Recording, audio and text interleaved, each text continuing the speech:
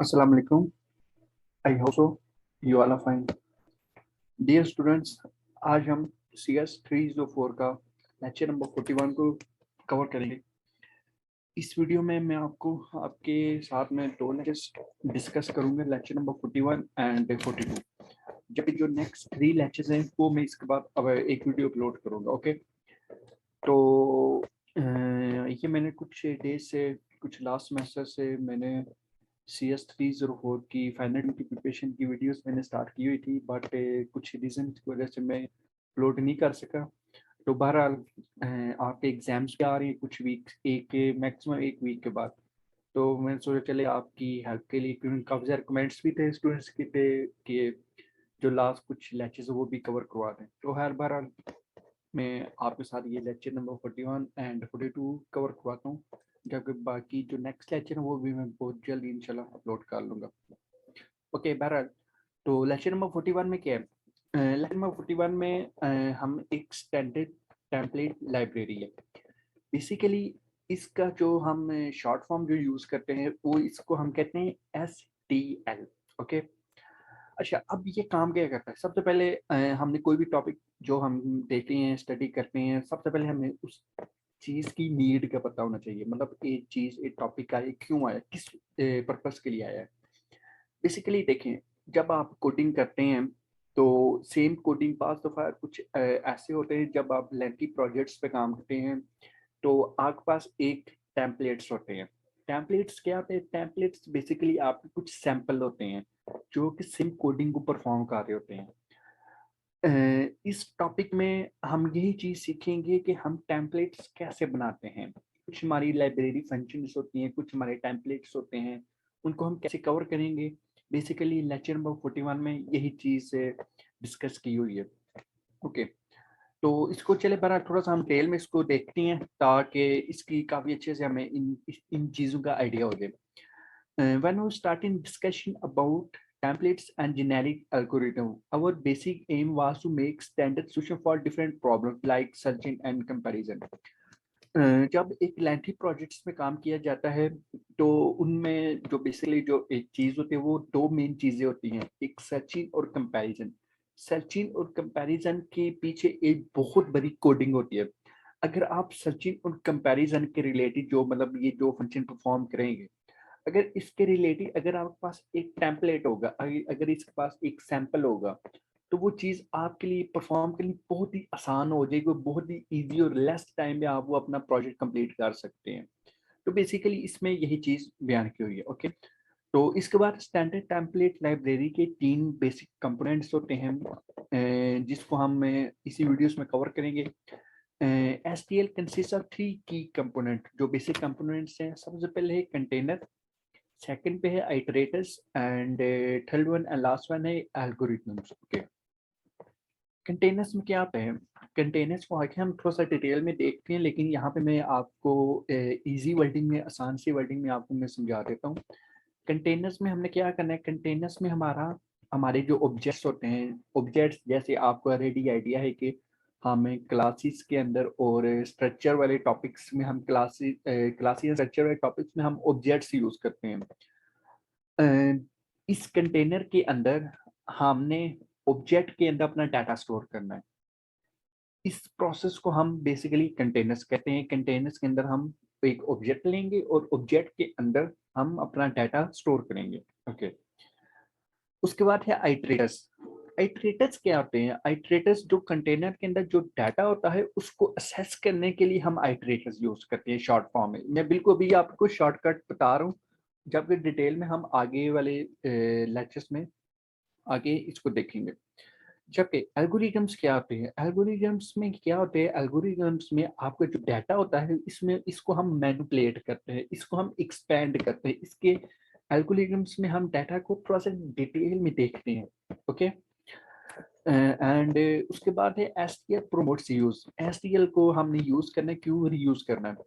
STL promote reuse as we don't need to rewrite already written standard code for different problem. जैसे हमारी कोई एक problem है, अगर हमने कोई प्रोग्राम कर रहे हैं, अगर हमारी कोई एक बेसिक जो ऐसा कोड है जो यूनिक कोड है, मतलब जो हर एक प्रोग्राम में यूज होता है, उसको हम एक सैंपल एक उसका हम एक टेम्पलेट्स बना लेंगे, ताकि जब हम न्यू प्रोजेक्ट्स पे काम करेंगे, आईटी के मतलब डिफरेंट सॉफ्टवेयर पे काम करेंगे, उस डाटा को हम राइट करने में हमारा ज़्यादा टाइम ना लगे। तो उस चीज़ को खत्म करने के लिए हम बेसिकली एसटीएल को यूज़ करते हैं। ये जो एसटीएल है, स्टैंडर्ड टेम्पलेट लाइब्रेरी, ये सी प्लस प्लस की बहुत ही एडवांस टॉपिक है। ओके, तो इसलिए ये ना सबसे हर पे टॉपिक ये रखा गया है। ओके, उसके बाद है secondly the solution have been fully tested so there is no change of error due to their use. देखें, जो एक कोड ऑलरेडी आपके पास एक जो टेम्पलेट्स में मौजूद है, वो आपके पास ऑलरेडी टेस्टेड है। टेस्टेड मीन वो आपके पास फाइनल है कि इस कोड में कोई एरर नहीं है, 100% परफेक्ट है। तो जब वो एक कोड आपके पास मतलब बिल्कुल परफेक्ट होगी, जब आप उसको न्यू प्रोजेक्ट जब आप उसको लेके जाएंगे, वहां पे आप कोड करेंगे, तो वहां पे कोई एरर नहीं आएगा, क्योंकि वहां पे टाइम नहीं लगेगा उसको कोड करने में। सिंपली आपने कॉपी की और पेस्ट कर दिया, तो कोई एरर नहीं आएगा। लेकिन जब आपको इस चीज़ का काफ़ी अच्छे से आइडिया होगा, जब आप शुरू शुरू में कोडिंग करते थे, तो काफ़ी ज़्यादा एरर्स आ जाते हैं, काफ़ी ज़्यादा मतलब एरर्स को देख के स्टूडेंट्स बहुत ज़्यादा घबरा जाती हैं, अब कोडिंग नहीं होगी, मुश्किल होगी, पता नहीं क्या हो गया। तो इस प्रॉब्लम को खत्म करने के लिए ना, इन्होंने बेसिकली यही टॉपिक निकाला है एसक्यूएल का, कि जो आपका एक कोड है, वो आपका जो मतलब जो आपका परफेक्ट कोड है, उसको आप सेव रख लें और उसी कोड को नेक्स्ट प्रोजेक्ट में आप उसको रीयूज कर लें। ओके, एंड चले उसके बाद ये हमारी चीज होगी, एसक्यूएल को क्यों हमने यूज करना है, किस पर्पस के लिए यूज करना है, ये तो हमने देख लिया। अब इसके जो कंपोनेंट्स हैं, कंटेनर, आइटरेटर्स एंड एल्गोरिथम्स, इनको अब हम थोड़ा सा डिटेल में देखते हैं।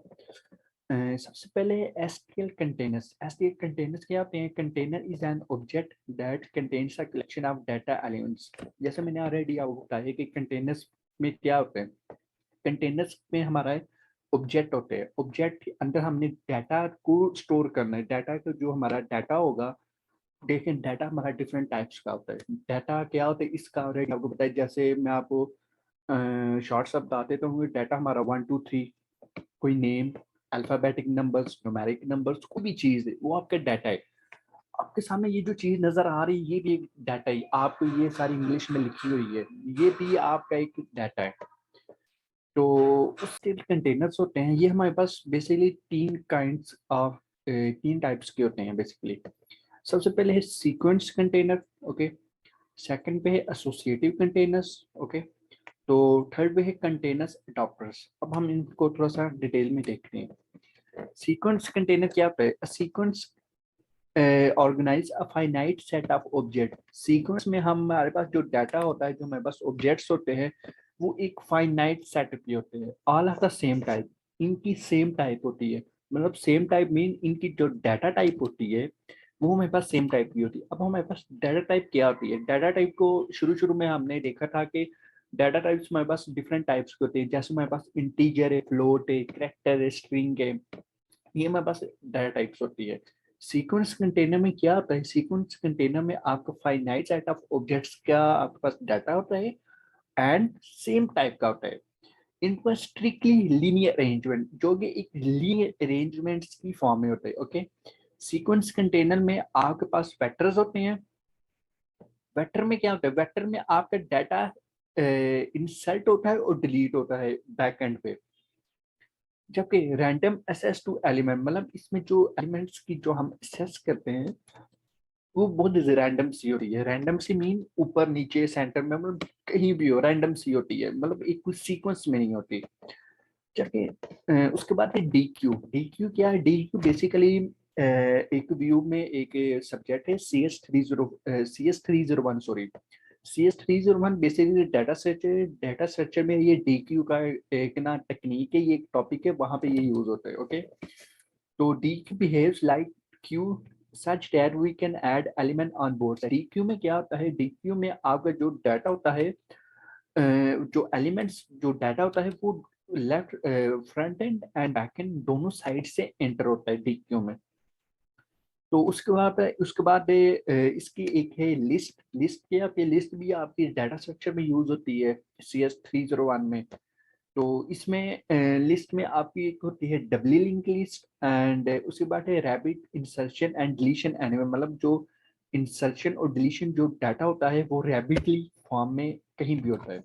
ओके, उसके बाद है ये प्रैक्टिकल सीरीज में तो मैं प्रैक्टिकली नहीं करवाना, क्योंकि ये जो सीरीज मैंने स्टार्ट की ये बिल्कुल आपको कंसेप्ट देने के लिए शॉर्ट्स से मैं वीडियोस बना रहा हूँ, जबकि जो इसकी जो प्रैक्टिकली होगी वो इंशाल्लाह नेक्स्ट सेमेस्टर में मैं इसकी सेपरेट एक प्ले लिस्ट इसकी प्रैक्टिकली इंशाल्लाह जरूर बनाऊंगा। ओके, तो उसके बाद है एसोसिएटिव कंटेनर्स। एसोसिएटिव भी हमने तो कंटेनर्स के बारे में स्टार्ट किया हुआ है ना, कि कंटेनर्स में बस 3 टाइप्स होती हैं, तो उसकी हमने ये सेकंड टाइप है एसोसिएटिव कंटेनर्स।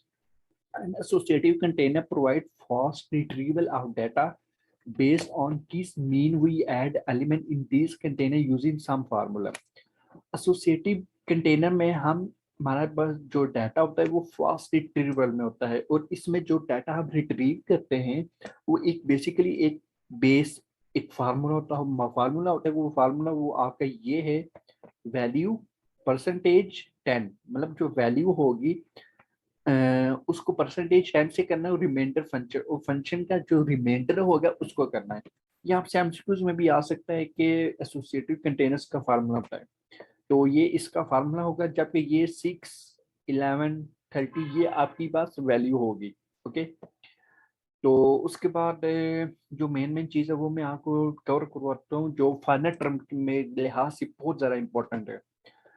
एंड उसके बाद है ये first class container. Sequence and associative containers are collectively referred to as a first class container. MCQs में डेफिनेटली ये आपसे पूछ सकते हैं कि फर्स्ट क्लास कंटेनर्स क्या और कौन से होते हैं। फर्स्ट क्लास कंटेनर आपके होते हैं जो सीक्वेंस और एसोसिएटिव कंटेनर्स होते हैं, ये आपके फर्स्ट क्लास कंटेनर्स होते हैं। उसके बाद कंटेनर्स की जो थर्ड टाइप है वो है कंटेनर अडॉप्टर। कंटेनर अडॉप्टर में क्या है, a container adaptor is a constraint variant of some first class container. Container adaptor में आपकी जो एक कंस्ट्रेंट वेरिएंट है जो कि फर्स्ट क्लास कंटेनर की होती है। कंटेनर अडॉप्टर्स में जो चीजें आती हैं वो है एक स्टैक की डाटा स्ट्रक्चर में आती है, एक क्यू है पीएम और प्रायोरिटी क्यू। प्रायोरिटी क्यू इसके रिलेटेड अगर आपने इसमें इसको थोड़ा सा डिटेल में देखना है तो ये जो पॉइंट्स है बहुत इजी फॉर्म में है, क्योंकि वीडियोस में ज़्यादा लेंथी नहीं करना चाहता, तो अगर आप इनको थोड़ा सा शॉर्ट सा देखेंगे, इनको रीड करेंगे, तो आपको इन पॉइंट्स की बहुत अच्छे से समझ आ जाएगी। लेकिन बहरहाल मैं आपको शॉर्ट सा बता देता हूँ। स्टैक में क्या आता है, स्टैक में लीफो टेक्निक यूज होती है। लीफो मीन क्या होते हैं, लास्ट इन फर्स्ट आउट। उसके बाद है 10 अडॉप्ट वेक्टर। इसमें जो वेक्टर्स और डी क्यू जो हमने ऊपर देखे हैं वो इसमें यूज होते हैं। जबकि क्यू में क्या होते हैं, क्यू में आपकी फीफो टेक्निक यूज होती है।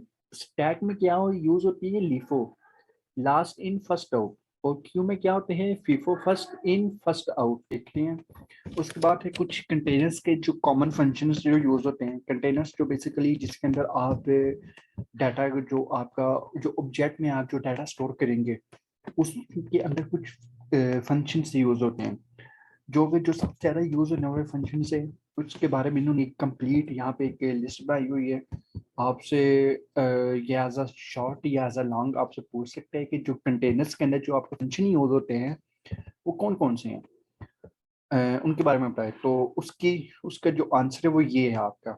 सबसे पहले है डिफॉल्ट कंस्ट्रक्टर। डिफॉल्ट कंस्ट्रक्टर क्या होता है, बेसिकली हम जो क्लास के अंदर जो पब्लिक सेक्शन के अंदर जो हम मेंबर फंक्शन में एक फंक्शन बनाते हैं कंस्ट्रक्टर के बारे में।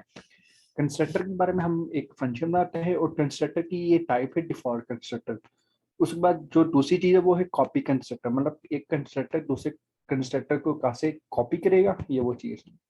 फिर डिस्ट्रक्टर, जो कंस्ट्रक्टर की जो फंक्शनैलिटी होगी उसको खत्म करने के लिए डिस्ट्रक्टर यूज होता है। उसके बाद है एम्प्टी फंक्शन। एम्प्टी फंक्शन क्या होता है, return true if container contains no element. ये आपका कंटेनर में ट्रू रिटर्न करेगा जब आपका कंटेनर में कोई एलिमेंट नहीं होगा।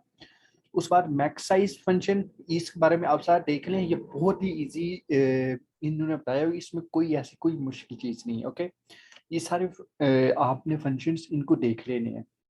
ओके, उसके बाद है function for first class container. First class containers क्या होते हैं, जैसे हमने ऊपर देखा है कि एक हमारा एसोसिएटिव कंटेनर्स होता है, जैसे हमने यहाँ पे बिल्कुल चीज आई थी फर्स्ट क्लास कंटेनर की। मैं उसको ओपन करता हूँ, यहीं पे था। जो फर्स्ट क्लास कंटेनर्स में होते हैं वो हमारी क्या होते हैं, उसमें सीक्वेंस कंटेनर और एसोसिएट कंटेनर्स होते हैं।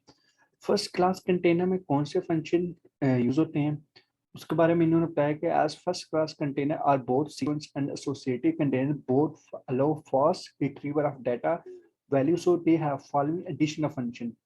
जो एसोसिएटिव एंड सीक्वेंस कंटेनर्स है, जो फर्स्ट क्लास कंटेनर्स हैं, ये बहुत ही फास्ट वे में डाटा रिट्रीव मीन डाटा को बहुत ही फास्ट वे में डाटा को ट्रांसफर करते हैं, वैल्यूज लेते हैं। उसमें जो फंक्शन यूज होते हैं वो है बिगन फंक्शन, जो कि returns an iterator object that refers to the first element of the container। Iterators क्या होते हैं उसके बारे में तो हम नेक्स्ट लेक्चर में देखते हैं। बिगिन में आपका जो डाटा होता है वो आपका बिगिनिंग फॉर्म में आ जाता है, मतलब स्टार्ट पे जो आपका वैल्यूज होगी वो स्टार्ट से शुरू हो जाएगी। उसके बाद है एंड फंक्शन, उसके बाद है R begin function, R end function, arrays function और अरेज की जो आगे दो आपके जो पैरामीटर्स यूज करेंगे आइट्रेटर्स की, ये वो चीज़ है। और क्लियर फंक्शन जो कि आपका सारा डाटा को क्लियर कर देगा, मतलब सारा आपका जो कंटेनर में जो भी डाटा होगा वो क्लियर कर देगा। कंटेनर्स की कुछ रिक्वायरमेंट्स होती हैं, इनको आपने देख लेना, बहुत ईजी, इसमें कोई ऐसी मुश्किल वर्डिंग नहीं यूज हुई। तो उसके बाद नेक्स्ट लेक्चर को पे मूव ऑन करते हैं हमें। नेक्स्ट लेक्चर या बात है iterators. SPS standard template library में हमने तीन इसके कंपोनेंट्स देखे, containers, iterators and algorithms. Okay, इन तीनों के बारे में हमने एक को कंटेनर जो से वो अपनी फर्स्ट लेक्चर में हमने देख लिया, लेक्चर नंबर 41 में। अब लेक्चर नंबर 42 में आइटरेटर्स के बारे में बताया हुआ है। आइटरेटर्स के बारे में हम थोड़ा सा यहाँ पे शॉर्ट सा थोड़ा सा इनका कंसेप्ट ले लेते हैं। आइटरेटर्स के बारे में क्या है, आइटरेटर्स से we have studied about iterator before. हमने आइटरेटर्स को पहले थोड़ा सा इसको देखा हुआ है। They are use traverse containers efficiently without accessing internet details. ये जो आप कंटेनर का जो आपका डाटा होता है वो उसको एफिशिएंटली वे में उसको यूज करते हैं without accessing internet detail.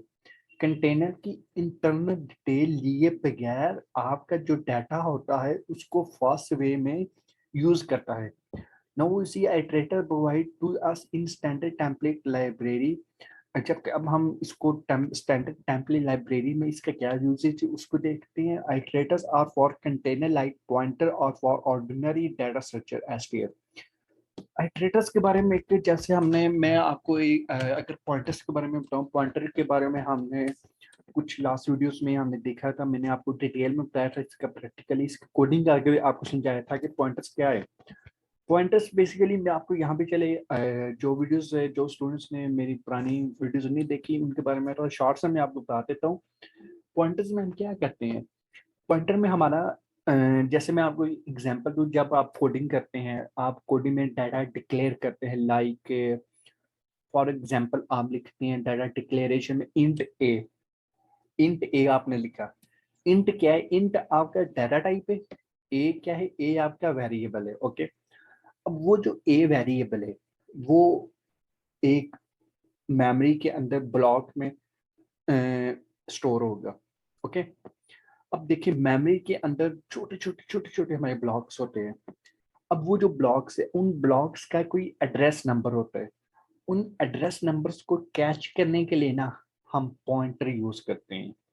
Okay, pointer इस पर्पस के लिए यूज किए जाते हैं कि जो आपका वेरिएबल होता है, वेरिएबल का जो एड्रेस नंबर होता है, एक्सेसिंग नंबर्स होते हैं, उसको लेने के लिए हम पॉइंटर्स यूज करते हैं। और आइटरेटर्स में भी सेम यही चीज है। आइटरेटर्स भी सेम फंक्शन परफॉर्म करते हैं, सेम टास्क परफॉर्म करते हैं। आइटरेटर्स में पॉइंटर में तो हमें just simple static sign use करते हैं ना, इसमें आइटरेटर जबकि सॉरी पॉइंटर में हम स्टैटिक साइन यूज करते हैं, जबकि आइटरेटर्स में हम ये स्टैटिक साइन भी यूज करेंगे और ये प्लस प्लस जो सी इंक्रीमेंट के लिए ऑपरेटर यूज होते हैं हम इसको भी देखेंगे। ओके ओके, तो अब इसके बाद आइटरेटर्स के पास तीन टाइप्स हैं। आइटरेटर की कैटेगरी में इसके भी आगे ये 5 टाइप्स है सॉरी। सबसे पहले है इनपुट आइटरेटर्स, उसके बाद है आउटपुट आइटरेटर्स, थर्ड नंबर पे है फॉरवर्ड आइटरेटर्स, फोर्थ वन है बाई डायरेक्शनल आइटरेटर्स, और उसके बाद है रैंडम एक्सेस आइटरेटर्स। ओके, अब हम इनको बारी बारी इनको देखते हैं। सबसे पहले input iterators. Using input iterator, we can read an element. We can only move in forward direction one element at a time. Okay. Using input iterators के अंदर हम एलिमेंट को रीड करते हैं और इसके अंदर जो डाटा होता है उसको मूव करते हैं फॉरवर्ड डायरेक्शन में। इनपुट आइटरेटर्स में हम डाटा को रीड करते हैं, एलिमेंट को जो डाटा होता है उसको रीड करते हैं और उसमें जो डाटा होता है उसको मूव करते हैं फॉरवर्ड डायरेक्शन में एट अ टाइम, ओनली एक 1 सेकंड में, सेम टाइम पे। ये आपसे एमसीक्यू आज आ सकता है कि इनपुट आइटरेटर्स में डाटा कौन सी फॉर्म में कौन से डायरेक्शन में मूव होता है, वो होते हैं आपके forward direction. I think so last time है जब मैंने लास्ट टाइम CS304 का इसकी एग्जाम दिया था, तो मेरे एग्जाम में ना ये आइटरेटर्स के बारे में आया था। आइटरेटर्स क्या होते हैं, आइटरेटर्स के प्रैक्टिकली नहीं आया, बल्कि आइटरेटर्स का लॉन्ग क्वेश्चन आया था कि आइटरेटर्स क्या होते हैं और इसकी कैटेगरीज क्या होती हैं। तो अनफॉर्चुनेटली मुझे तो ये क्वेश्चन आता था, बट टाइम की वजह से ये मेरा मिस हो गया था। तो आइटरेटर्स की जस्ट मैंने इसकी कैटेगरीज लिखी थी, लेकिन टाइम बहुत ज़्यादा लेस था, तो इस वजह से मेरा ये जो आइटरेटर्स के बारे में था ये मेरा मिस हो गया था क्वेश्चन। तो आगे करने का मेन पर्पस ये है कि ये क्वेश्चन इंपॉर्टेंट है और मेरे कुछ फ्रेंड्स हैं उनमें भी ये क्वेश्चन आया था, तो आप इसको ज़रूर देखें। ये मे भी आपके एग्जाम में भी ये चीज़ आ जाए कि आइटरेटर्स क्या होते हैं, उसकी कैटेगरी आप बयान करें। तो आइटरेटर्स के बारे में प्रैक्टिकली नहीं आता, प्रोनाउंस नहीं आते, फाइनल टर्म के रिलेटेड मैं आपको एक अच्छी सी एक टिप्स मैं आपको देना चाहता हूँ कि एक अच्छी सी टिप्स मेरी फाइनल टर्म के रिलेटेड यही होगी कि जो फाइनल टर्म में जो आपके प्रैक्टिकली क्वेश्चंस आते हैं वो कभी भी आपसे इतने मुश्किल क्वेश्चन नहीं आते। कभी भी जो आपके पास जो फाइनल टर्म में जो आपके पास प्रैक्टिकली क्वेश्चन आएगा ना, कोई प्रोग्राम आएगा, वो एंड वाले लेक्चर्स में कभी नहीं आता, कभी भी नहीं आता। वो मिड वाले या स्टार्टिंग वाले जो टॉपिक्स होंगे उनमें से आते हैं। तो ये जो एंड वाले ये जो अभी मैं टॉपिक्स में आपको जो करवा रहा हूँ, ये आपका एज ए थ्योरेटिकली आप इनको रेडी करें और एज ए एमसीक्यूज इनमें से बेतहाशा आते हैं, बहुत ज्यादा आते हैं। तो इनको आप बहुत अच्छे से इनको as MCQs as a conceptual चीजें इनको जरूर रेडी करें। ओके, बहरहाल मैं अपने मेन टॉपिक्स में आता हूँ। उसके बाद है आउटपुट आइटरेटर्स है। आउटपुट आइटरेटर्स क्या आते हैं? आउटपुट आइटरेटर्स भी सेम फंक्शनैलिटी परफॉर्म करते हैं, सेम जैसे इनपुट आइटरेटर्स काम करते हैं, सेम आउटपुट में भी सेम यही चीज होती है। इसमें भी डाटा मूव होता है फॉरवर्ड डायरेक्शन में और इसमें these can be use in implementing दूस एल्गोरिदम्स। ये भी एल्गोरिदम्स में काम करते हैं जैसे इनपुट आइटरेटर्स काम करते हैं। ओके, उसके बाद है forward iterators. Forward iterators have the capabilities of both input and output iterators. Forward iterators में आपकी इनपुट और आउटपुट दोनों फॉर्म में डाटा आपका मूव होता है। Okay, bidirectional iterators, they have all the capabilities of forward iterators, plus they can be moved in backward direction. They have all the capabilities, इसमें सारी capabilities होती है फॉरवर्ड आइटरेटर्स के, प्लस और इसके साथ जो बैकवर्ड डायरेक्शन जब आप डाटा रिकॉर्ड करते हैं इसकी भी जो फंक्शन होती है, इसका भी जो टास्क होता है वो बाई डायरेक्शनल आइटरेटर्स में मौजूद होता है। ओके, उसके बाद है random assess iterators. Random assess iterators में क्या होता है? They have all the capabilities of by directional iterators. इसमें जो बाई डायरेक्शनल आइटरेटर्स होते हैं उनकी सारी कैपेबिलिटीज होती हैं, plus they can directly assess any element of a container. और इसमें हर टाइप का जो भी एलिमेंट होता है उसको असेस करने की इनके अंदर पावर होती है। आइटरेटर्स की थोड़ी सी इन्होंने समरी बताई हुई है, जैसे हमने ये ऊपर देखे सारे शॉर्ट फॉर्म में हो।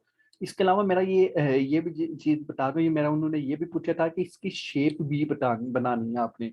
तो ये शेप इसकी फॉरवर्ड के अंदर इनपुट आउटपुट आता है बाई डायरेक्शनल उसके आउटर साइड में और सबसे बाहर आपकी रैंडम असेस में। तो ये चीज, तो मेरा जो इसमें CGP आया था लास्ट टाइम में CS304 का जो वो मेरा 3.8 आया था। तो जो मिस हुआ था वो यही आइट्रेटर्स के बारे में मेरा मिस हुआ था। तो इसको आप ज़रूर रेडी करें, ये आपका ज़रूर आस्क है, ये आइट्रेटर्स बहुत इंपॉर्टेंट टॉपिक है ये वाला। ओके, तो इसके बाद कंटेनर्स आइट्रेटर्स टाइप्स के बारे में है। We can see the different types of iterator with different types of containers. मतलब आइट्रेटर्स की डिफरेंट टाइप्स होती हैं डिफरेंट कंटेनर्स पे। जैसे इन्होंने एक शेप बनाई हुई है कि कंटेनर टाइप अगर आपकी वेक्टर है तो आइट्रेटर टाइप टाइम आपकी रैंडम असेस होगी, और रीजन भी इन्होंने ये बनाई हुई है।